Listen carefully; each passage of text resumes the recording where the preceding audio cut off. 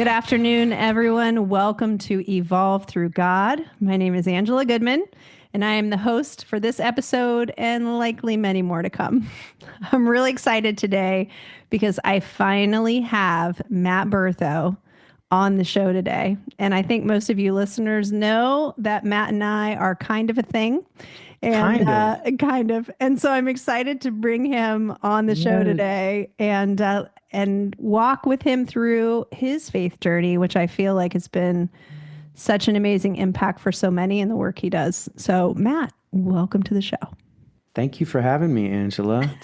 I was under the impression that I would be the first guest. We might have rescheduled a few times, but yep. I think whatever divine intervention happened to lead us to this day, apparently today is the day that we are supposed to do it. So here we are. Let's go. I'm ready. Let's go. All right. So typically, I don't know a whole lot about the guests who are on the show, but obviously I might know a few things about you, although I don't feel like I know a lot about your faith journey. So okay. Let's start with when you were first introduced to God. Wow. I'm gonna have to think about that. I mean, I grew up in the church. I grew up in the Missouri Synod Lutheran Church. And I mean, from as little as, I don't know, 2 years old, I mean, I think I constantly was in church every Sunday and Sunday school. And so I was looking at some videos last night, even in the past 6 years, 2019, even before that. I went to a Christian college, Friends University in Wichita, Kansas. It's a Quaker school. I think God has pretty much been in my life, my whole life. Okay. Like so the knowing that there was something bigger, something better. Yeah. So when you were a child and you were going to church every Sunday, was that which one of your parents was it, or was it both that were both. Really, okay. That really, my dad was an elder. He would do offering plates and greet people. My mom, she just would help us kids get where we need to go. And we would all sit together in the pews and sing. And, we'd hold hands with our mom or our dad. And, it was really cool. After church, sometimes we'd have a big meal in the gym that we had there. Had little plays. I went to summer Bible school, like camp, VBS, Vacation Bible School is what we called it. I was in preschool. I was in catechism. So in those early years, do you remember ever... I mean, I know because we know each other well. I know that you feel the presence of God now. Do you remember when the first time was where you really knew that it wasn't just like a discipline? Going to church every week was a discipline, being in catechism, doing Bible study, doing VBS, all of those were disciplines that your parents had you involved in. Do you ever remember the time when you first felt that presence of God as a child? Yeah, I think a couple, I can think of like 2 or 3 times. One, I remember, and actually my neighbor told me this, but I was outside. I think I was upset about something, like my family was fighting or something. I'm not sure what was going on, but I was outside sitting on the grass crying. And Steve, my next door neighbor, later when I was a high school student, said that he could feel me from across the way, like crying, like he could feel my emotions. And I, another time, laying in bed in the Berthot farmhouse Mm. when I was really young. I'd sleep upstairs, or I'd sleep in the living room. They had a pull-out couch. Uh, This is your grandparents' house? yeah, Okay. and I just remember being so peaceful and Mm. feeling so calm. And especially going to the bend, and that was the forest down by the cow pond. Mm-hmm. Um, but yeah, there was always like this whisper of everything's okay, I got you. Um, but there was always also like there's more, there's more, there's always like a mystery. Mm-hmm. I always was curious about, and I think God being present in my education too. Like I was the kid in the elementary school and middle school library that would go find books on Atlantis and the Loch Ness Monster and Mm-hmm. um, the Holy Grail, Mm-hmm. because Indiana Jones made that really popular. Um, but I and then again, my neighbor Steve, he would kind of talk to me about um, the Ark of the Covenant, and because I was so curious about these mysteries, and Mm-hmm. why didn't we have anything cool like that now? Like where is that? Right. Um, I saw all the stories in Bible school that I heard, like, that's how I know all the Bible stories. And Mm-hmm. um, we had to memorize a lot of things, the Apostles' Creed, the Lord's Prayer, and the Catechism when we went through that. And like, I think it was seventh grade, eighth grade, Mm-hmm. somewhere in there. Mm-hmm. We had to do the Ten Commandments and what does this mean? And it was a whole thing, man, like just super intense memorization. And I remember the elders came down for like our final test. It was always on Wednesday night, and this was in middle school. I think it was in middle school, maybe right before high school. Um, but I remember them saying some stuff that I didn't quite agree with, and I was like, "Well, why are we so right? Why are we so right, and everybody else is so wrong? Mm-hmm. I don't understand that." And they were like, ruffled up a little bit, and obviously I passed. I still got to take communion, and So you directly questioned them oh in yeah. in their views. Do you feel like at that time that you understood that we're not to judge? Like, do you feel like you understood that at that time, or I don't think I consciously understood it. I just think okay? it's just what I did. Yeah. There are multiple times. I remember I was at my friend JT's house. I think I was a freshman in high school and he was a sophomore. And some idiots at the high school at that point, they were seniors, put a Confederate flag on Senior Street. Oh boy. And it started this whole like race war between blacks and whites. And I just remember And you grew JT, up, where did you grow up? Ark City, yeah, Kansas? Yeah. yeah. And I remember JT, he was black and he lived right up the street and we were best friends, and me talking to him and just being like, I don't understand this, man. Like this makes no sense to me. Mm-hmm. And Virgil, he was the same thing. I remember talking to him. He was a black guy, one of my best friends, and I just was like, this is ridiculous. Yeah. So I was never on those I was never on like a side of the fence. I was always Mm-hmm. like with everyone. Yeah. So you were kind of the middle of the road kid. So as you went through high school, I know you were pretty active, obviously, in wrestling. You're a state champion. Like you have you did a lot in your high school career. Do you remember having any kind of disciplines about connection with God? Were you Oh still? yeah. Yeah. Oh yeah. Yeah. When I played baseball, I would put a cross, like I either would draw it on my mitt or I would draw it on my hand. Mm. Um, and I would always pray. I would always I always prayed to God every day, every night. How I prayed was very, you know,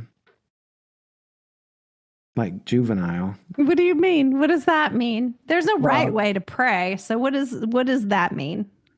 well, in the tradition that I grew up, uh, if we constantly got into the place of asking for forgiveness, and I mean, this is going to be a little bit. Leo, I'm on a podcast. Okay. I love that kid. So when I went to Friends University, I was on the campus ministry team, and one of my first, probably second spiritual mentors, James Bryan Smith. He's written a bunch of Christian books. He's an amazing teacher. He's an amazing man. He talked about Jesus dying on the cross, and that he had this whole thing. I mean, it was basically his only sermon. And at least that's what he said. He had way more knowledge than that. But grace and forgiveness was kind of his bread and butter. Like he was the best at it. And I remember I told him, he asked me how I prayed. And I said, well, okay, God, please forgive me of this and this and this and this and this and this. Oh boy. And he was like, wow. He goes, that's really how you pray? And I was like, yeah, that's how we've always prayed. I mean, and essentially I think that's how I was taught to pray. Yeah. Like in the Lutheran church. So Jim was like, well, why don't we talk about that? I said, okay. And I remember I was in his office when we talked about it too. And he said, you know, Christ died on the cross, you know, it's final. It's a finality. It's final. I was like, what do you mean? And he goes, well, when Christ died on the cross, all your sins were forgiven, past, present, and future. And I was like, what? And he goes, yeah. So when you pray, just have a conversation with God and Jesus. Like, just have a conversation. Just talk to him like you're talking to me right now. And I was like, whoa. And, you know, at that time, I felt a lot of shame, a lot of guilt when I would drink or I would sin, and I'd feel awful about it for days and just keep asking for forgiveness when I was already forgiven. Yeah. And that's a powerful moment. Oh, yeah. Well, and I got to travel with Jim. I got to travel with him with my buddy, Jimmy Taylor. Jimmy is a pastor in the Methodist Church now. And so I got to travel with Jimmy, just me and Jim and Jimmy. And we went to like Wheaton College, and Jimmy and I performed there. And then I got to listen to all his teaching. We went down to this Oklahoma City mega church, and we performed there. And I got to listen to all of Jim's teaching. And I got like the first draft of his teaching of this kind of, at that time in the early 2000s, it was not really talked about that much, like what Christ dying on the cross really meant. And one of his big lines that I still use today was, someone asked him, you know, well, if you're saying that Jesus died on the cross, all of our sins are forgiven, well, that gives us a license to sin. And Jim would always go, okay, well, how well were you doing without the license when you were sinning? And I was like, man, this guy, he is so smart. He's so like, but he really,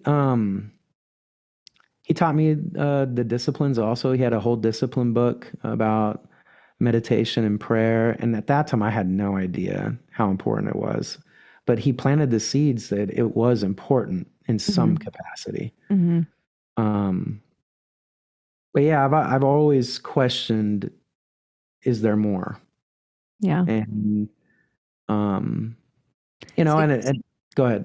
You have that moment with him, and obviously that was a pivotal moment as a believer, right? To understand that from someone you respected and learning that for yourself. So what do you do with that going forward? You know, you are in college, you're doing, college student things, right? And to your point and to his point, now you don't really have a license to sin, but now you don't have to spend days in guilt, right? Yeah. Beyond that. So once you get out of college and you're on your own and you're not in a Christian university anymore and you're not in mom and dad's house anymore, what does your life with God look like after you get out of school? Well, when I was in college, I was a campus minister on the campus ministry team for Mm-hmm. 5 years because I was Mm-hmm. in college for 6.5 years because it took me forever. Um, and so I learned a lot about teaching. Mm-hmm. And we had a thing called flocks where I had a small group that I would lead. And so I was already leading, already teaching about spirit and God, and we do lessons and what does this mean and all this stuff. And Jim essentially was training us to Mm-hmm. be spiritual leaders. And, I was one of the first people that got to look at one of his books that he wrote. It's called The Room of Marvels. It's an amazing book. It's beautiful. Now he has The Big and Beautiful God, and it's a whole series now. But about the sophomore, probably junior, senior year, somewhere in there's a movie that came out called Stigmata. Mm-hmm. And I went and watched that, and I was like, whoa, I didn't know there were other books of the Bible that were not in the canon of the original Bible, of the King James or the Catholic Bible. Like, Mm-hmm. oh, the Catholic Bible is different than the Protestant Bible. Oh, and there's a whole new.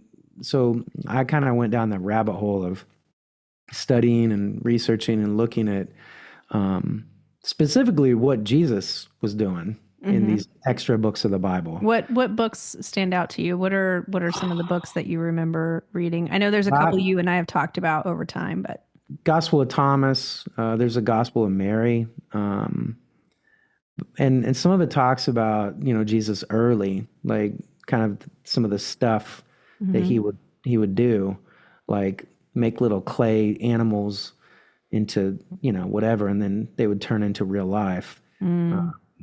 And one time he got mad at a kid and hurt him, and so there were stories like that the Council of Nicaea, when they canonized the Bible, they took out.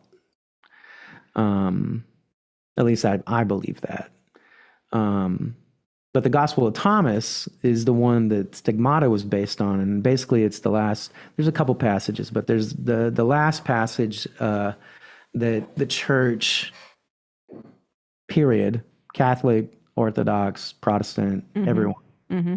There's a passage that talks about God is in every rock and stone and water and wood. Essentially saying God is all around us all the time, that we don't need to go anywhere to be in communion with God, Mm-hmm. which is true. Mm-hmm. So that started really like cultivating my mind. And, when I was in community college before I went to Friends University, I got to go to an Indian shaman woman, and I never experienced anything other than, Protestant Christianity. Right. And she did this whole reading on me and told me I was a healer, and I had this white light, the aura that changed if I wanted to change, but it's constantly white light. And it was like, weird, I'm going to be a healer. Like, how in the world does this happen? But, and she even said, quote, you're going to be a healer, but not in the way that doctors are healers. And I was like, okay, well, at that time I had no idea what she was talking about. Yeah. No clue. Yeah. So I had a choice when I graduated from Friends I had three choices actually. One, work at SC Telecom as a sales manager for the internet, because they sold DSL at that time. Mm-hmm. Two, work for Bob Casper at Ethanol Corporation in Wichita, Kansas, basically learning how to run a plant and then taking over a plant. I'd run the trucks in and out. I mean, it was going to be a really good deal. I probably would have made a ton of money doing that, or be a teacher, a choir teacher. Mm-hmm. And Jim, at baccalaureate, looked at all of us when I was graduating, and he said, the best thing you can do in your life is help somebody else. I love And I that. was like, I love that well, story. I think I'm supposed to teach. And if I go to Ethanol Corporation or if I stay at SC Telecom, I'm just going to be money hungry. I'm just going to make a lot of money. And I'm not going to really worry about people. But I know people is where my gift is. And so I literally, after baccalaureate, we had dinner at Jim's house. I got in his iMac, and I filled out one application for one school. That's it, just one. It was a 5A school. I got to coach wrestling, I got to coach football, and I got to build a choir program. And I filled out that one application. I didn't look anywhere else. I only filled out one application. Yeah. And I sent it in, and I was walking in front. We went on my final Singing Quaker trip. Yeah. We went to the tour of Washington, D.C. and New York. And it would be my first time in New York, too. And we are in D.C. We are in front of one of I think is it the FBI building? Is that a thing? There is one of those, yes. And I got a call that was a number from Winfield, Kansas. And they said, hey, we're trying to get this reference. Could you give me his number so we could call him? I was like, oh, God, yes. And so they called him. And then they called me back. And I'm still walking on my tour in D.C. And they're like, hey, we really liked your interview. We want to hire you. And I was freaking out. And I was going to make like $33,000 a year. And I was like, yes, I am totally in. I will sign that. Let's go. And so at that time, I was married to my wife at the time, Andrea, and she was still in school her senior year. So we lived in Wichita, and I would drive every single day down to Winfield for that whole year. Hour and 15-minute drive. Yeah, for that for a whole year. I got to listen to the Da Vinci Code. I got to listen to all the Harry Potter books that year. And we had 7 a.m. class sometimes. And with coaching in football and wrestling, I get home late. I was a mess. It was a really big mess. So during that time, and obviously knowing a little bit myself about your history, during that time as you're building this program and you're doing the coaching and all of this, and it's a massive time commitment for you, right? You're driving 2 hours each day, plus you have all of that to do. You're newly married. She's still in school. And I was doing voice lessons after school. Yeah. So talk to me. Did you make time to commune with God at that point? Were you fitting that into your life at that point? And what did that look like for you? So I would pray on the way to drive into Winfield. And also I forgot this part. I was a music minister at 2 churches. Okay. One in Furley United Methodist Church. That was a country church. Okay. That one of my black pastor friends, Howard Martin, he was the pastor. So I had that job, and then I was also the assistant music minister at Chapel Hill United Methodist Church in Wichita, Kansas. I played the drums and I sang. Man, you just didn't say no to anything back then, did you? If somebody wanted you, you were like, yep, I'll do it. Yeah, I sang professionally. I got paid to sing in church choir at the Presbyterian Church in Wichita, Kansas, in the Chapel Hill area. And then I also got paid to sing at Eastminster Presbyterian Church. And one of my favorite churches that I got to go to, that I was a tenor section leader in, was Northridge Friends Church, which is a Quaker church. Okay. And that taught me that that communion was constant, that God was always with us. In the Quaker church, their communion is not the Eucharist. It's not bread and wine. No, they have a direct connection. Yeah. They have an what do they call it? It was an open meeting or something, where in the middle of the service, they would just have this open session when people would stand up and share, and they'd pass the mic to them. And so that was communion. That's how they did it. Mm-hmm. Um, so yeah, when I was driving back and forth from Winfield to Wichita, being a teacher, I was still at Chapel Hill United Methodist Church, Mm-hmm. um, going to church there, making a little bit of money. I got to be in a musical. I was Charlie Brown in the musical there. Mm-hmm. Um, but we were hoping that Andrea would get a job in Arc City Mm-hmm. for her first job, Mm-hmm. or Winfield. Mm-hmm. And so she applied for both of them, and Arc City was giving her more money. And Mm-hmm. so we were like, well, yeah, let's do it. And so we moved down to Winfield the year after my second year teaching. Mm-hmm. I was still doing all that crazy stuff. Yeah.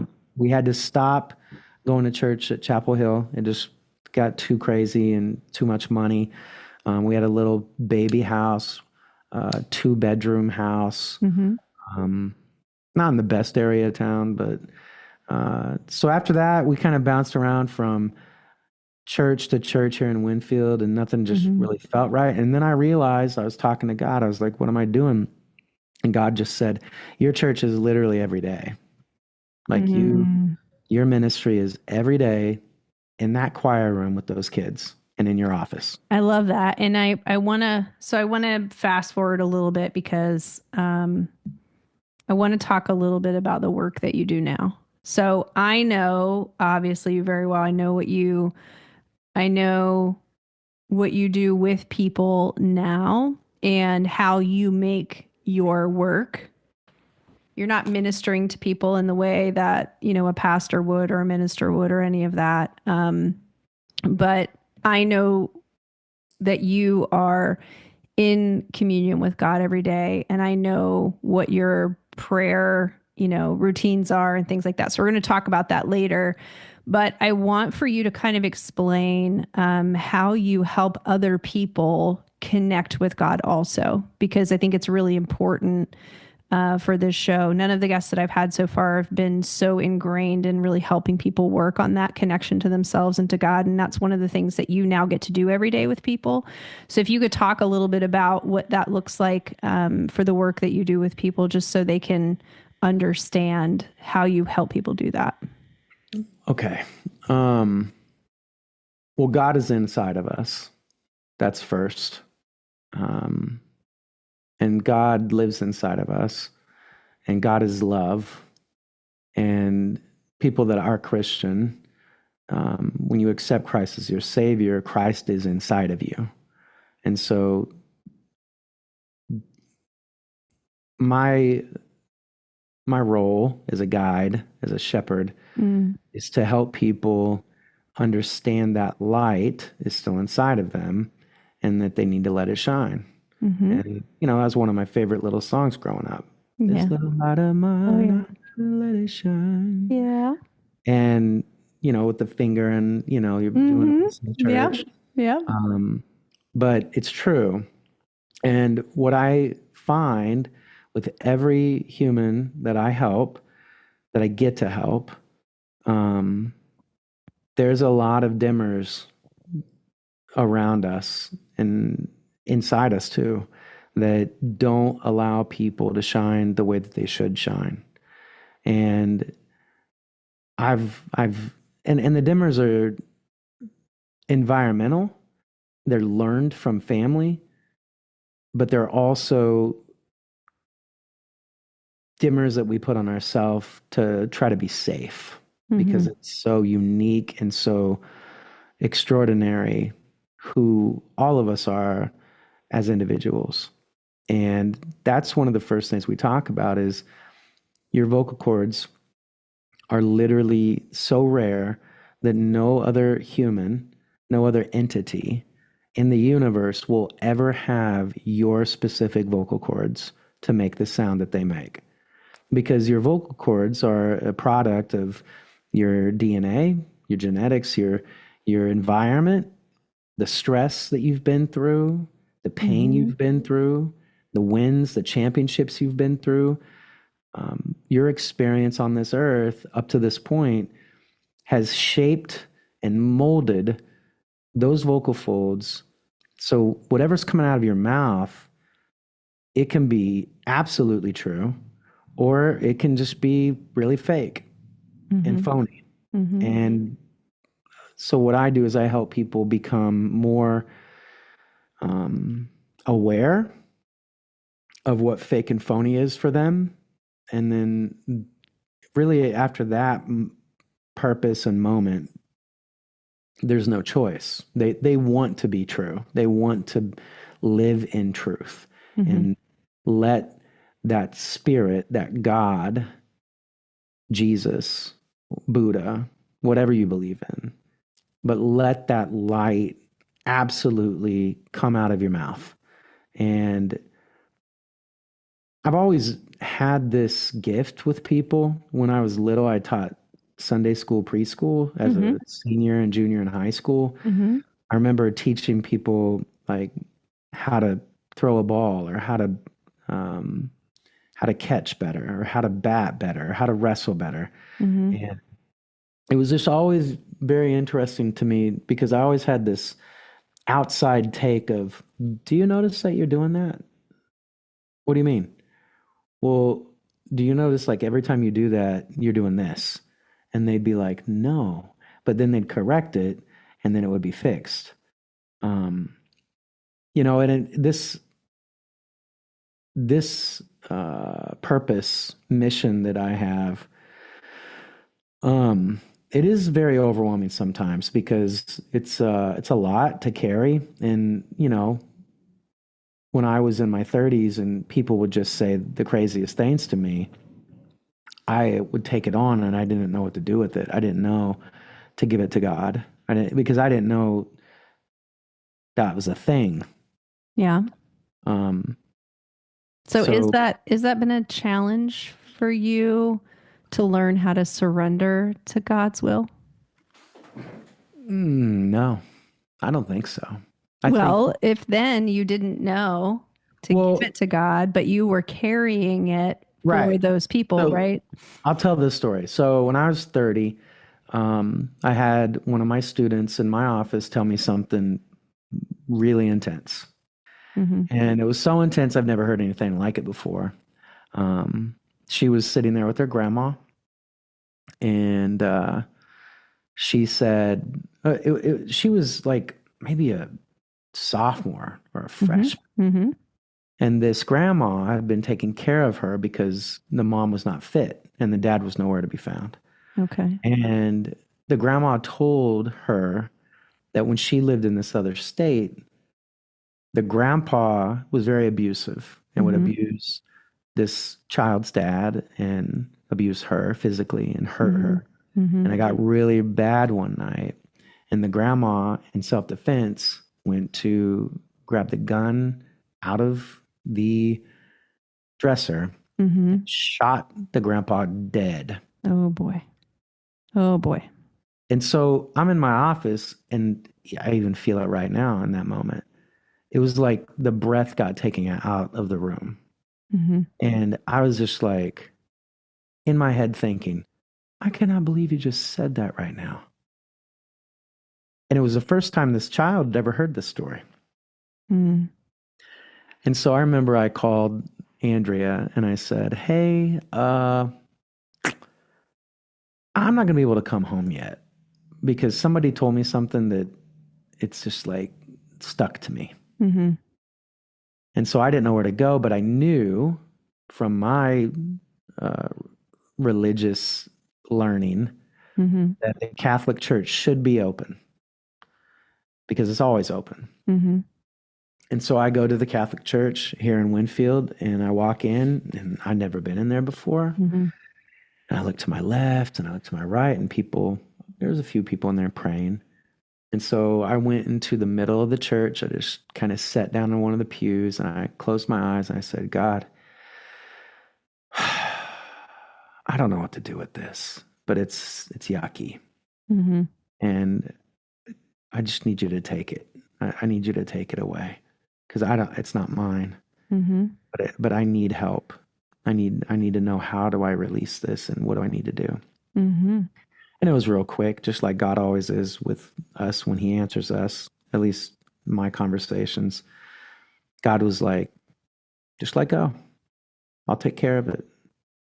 And so I let go and I released it.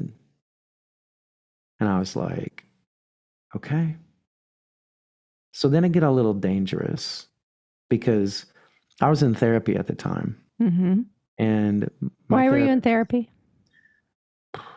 I didn't understand how to handle all of this, and I didn't understand my emotions and my energy. Like, okay, I would make people cry like that for Yeah. really great reasons, but I would also inspire kids to like run through a wall. And Yeah.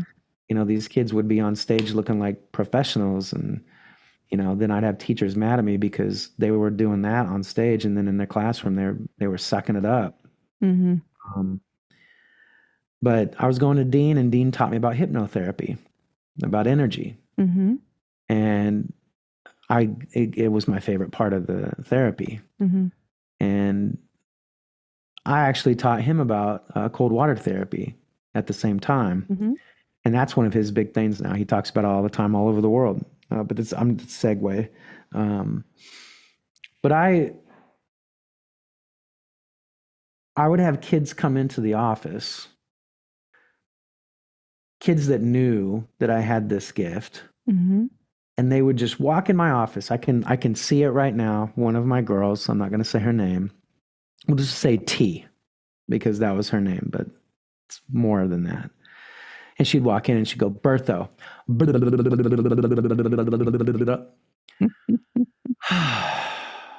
Thank you. I feel better. And then she'd walk out. Yeah. And I'd just be like, thanks, T. I'd yawn. I blow it out. I give it to God. And so students started to figure that out. And so, you know, it was very healing for everyone. Mm-hmm. So yeah. And so now, so you have converted now to that's part of the work that you do with adults, right? Oh yeah. Yeah. Oh, yeah. So I think it's important. I really think it's important to the listeners to understand that we all have this greater mission, right? We all have some purpose that has been gifted to us from our Creator. And a lot of us, myself included, up until the age of 38, I didn't have all the background you had, right? So up until the age of 38, I had no idea what my purpose was in life. Like, I knew I was supposed to help people, right? But I was physically helping people, tactically helping people. I didn't understand how I was meant to spiritually help people. And I think it's so beautiful that you figured that out at a young age and you were able to start doing it, to learn about it and to connect with God on it so that you could do it for everyone. And so I appreciate that so much about you. And I mean, that's a lot of the reason why we're together in a relationship, because I feel like our purposes are very much in alignment as far as helping people to heal from their past trauma. And unfortunately, we are already nearing the end of this episode. Like, if you can believe that, it has gone by so fast. So I think we should do another one. Hopefully agree. Hopefully you agree. We have way more to talk about. We don't have to do it right away. But we'll have you back on because there are some other things I think that are important for us to share about this commune with God, right? As people, that we don't need to have someone in the way. Yeah. Can I say something about what I shared? Yeah. The realization that I had of why I started to be open to this. One of the things that Jim really unpacked for me, which is still controversial today. So people that listen to this that believe a certain way are going to be like, I can't believe you said that. Jim also talked about the forgiveness of sins. So, you know, the cross is it, right? And so when we ask for forgiveness, it's kind of like we're nullifying the cross. We're just being like, that wasn't good enough, Jesus. I'm going to ask for more forgiveness, right? Yeah. So on that same thing, people would always go to confession. And they always be like, well, what about confession? We have to confess our sins. In the Bible, it actually says when we confess our sins, to each other. Mm-hmm. We are healed. Mm-hmm. And so that's part of the ownership and declaration of the work I do. Yeah. So I want to make that clear because it's really important that you share this darkness with your brother or sister Mm-hmm. that cares about you, that can hold that capacity, Yeah. that can be in light for you. Mm-hmm. Um, and if you can find someone like a pastor or um, like my teacher Jean or Angela or myself Mm-hmm. to hold space for you, Yeah. and now you know what that means, hold space for you, Yeah. to where they can share the darkness and share the sin, then you will be healed. Yeah. Darkness doesn't exist in light. Correct. And if you can release that from inside of you and be transparent and authentic to who you are, you've released that darkness and you get to carry forward. And Mhm. that's a beautiful point. So thank you Yep. for saying that. So at the end of each episode, I ask every guest 3 questions. And Hey, we're doing this now. We're not waiting until the next one. no. This is why I quelled the conversation so we can get our 3 questions in, and then when we do the second Oh, episode, we won't have to do the 3 questions. How about well, I that? want I want new 3 questions for next time. Oh, okay, we can do that. We can Okay. certainly do that. All right. So the first question is this, and you've already given the listeners some really great resources to go to. So, but I'm going to ask you this in case there was something you haven't already mentioned. So, in your relationship with God as it's grown over time, what is it that you have either read or absorbed, listened to that helps you to really know God other than the Bible? Hmm. George MacDonald, The Imitation of Christ, was one that I highlighted a lot. I think it's George MacDonald. Let me make sure. No, it's not George MacDonald, but The Are you Imitation of Christ sure? is an amazing book. Yes, you can look it up. I'll let you. You have time. Imitation.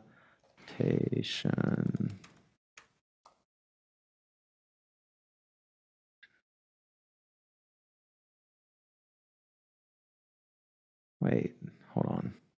Well, Imitation. G-A-R, George MacDonald. No, it was not George MacDonald. Hold on. I want to see. This is our life, folks. You're getting a little inside take on what it's like for Matt and Angela. What the heck did he write then? Imitation of Christ. Thomas Kempis. Thomas Kempis. But, Yes. but the one by George MacDonald, Is what? um, I'm looking right now.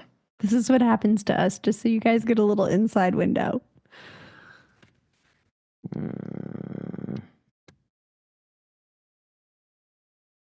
And I don't remember. Okay. Well, I tell you what, we'll put it in the show notes. So there's a book by George MacDonald that had big impact on you.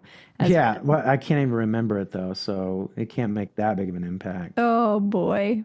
Actually, you know what? I will say this. Okay. I find God in everything. In everything. Mm-hmm. I really like finding God in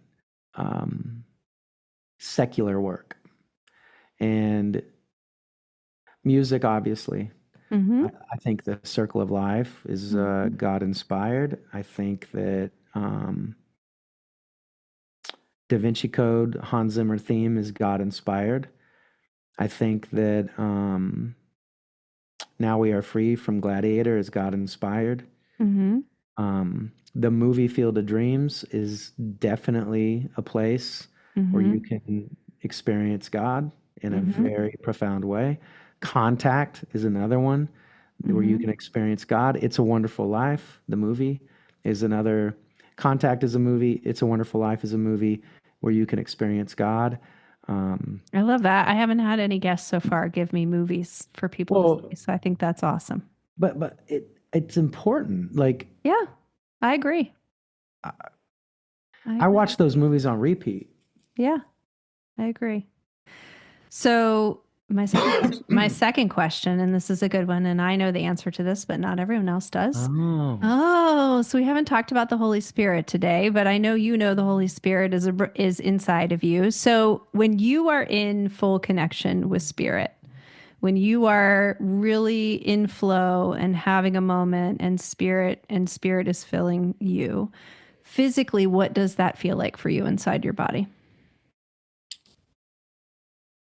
effortless. I get goosebumps. If I'm doing any kind of work, I yawn to release. Mm-hmm. Um, there's like a tingling that happens in the top of my head right here Mm-hmm. when someone is also teaching me in spirit and I'm in spirit. Mm-hmm. I feel that. Mm-hmm. Um, but it's effort. It's effortless. When I'm in spirit, it's literally effortless. Like, Like time is standing still. yeah. Yeah. And it happens. It happens way more now. Yeah. Um, I used to have to meditate and do my intention steps to get into that state Yeah. quicker, Yeah. and now it's pretty much on every day. I mean, I do Wim Hof and meditate every morning for that reason to Yeah. set it up. Well, that'll be part of what we talk about in the next episode for sure. So the very last question. We didn't really talk a whole lot about challenges that you may have had in your early Oh years. boy. Yeah, we didn't talk much about that. We might talk about it in the second episode. I don't know. We'll see. Um, but in those moments when you were younger, when you knew that there was something bigger than you, but you didn't really know how to commune with it, and you were struggling through those moments, and even today, when you've struggled through some things that have been going on in your life, how is it that you and what is it that you would say in those moments of struggle to yourself after all of these years you've had of of learning? God help me. I just say that over and over. Yeah. Yep. I let it go. I surrender. I used to say this a lot when I was trying to make the decision on leaving public school or what I was supposed to do with Voice Mm-hmm. by Matt. Mm-hmm. I used to say, this is kind of morbid, but it's where I was. And sometimes I'm still here. God, if I'm supposed to die, let me die today. And if I'm supposed to live, let me live. Mm-hmm. And I say that because it's like a quick answer of your work's not done. Yeah. And I used to run by the cemetery every day. And I Yeah. would yell at the cemetery, not yet, I didn't not know yet. that. That's a new one. That's a new one. Well, Matthew, thank Oh, you for being on Evolve Through God today. I'm so grateful for you in my life. I love you with all my heart. oh, And I love you. I know. And I appreciate you sharing so openly today. And we will definitely be doing another episode. So, for all you listeners out there, make sure that you don't miss it. Do you have any final words you'd like to leave the listeners with today? Don't doubt, don't doubt that you're alone in the universe and that there is not a God that loves you because you're not alone and there is a God and that God is inside of us and it's all around us and God just wants us to listen Mm. and learn and um, live out our life fulfilled in Mm. full wholeness and be able to say, like Ed Milet says, when we're done and we see the best version of us, we're going to know who that is because it's us. Hmm. I love that. I love that. Well, thank you so much again for being on today. I'm sure everybody got to some good nuggets out of our conversation. So thank you all for listening to Evolve Through God, and we'll catch you the next episode.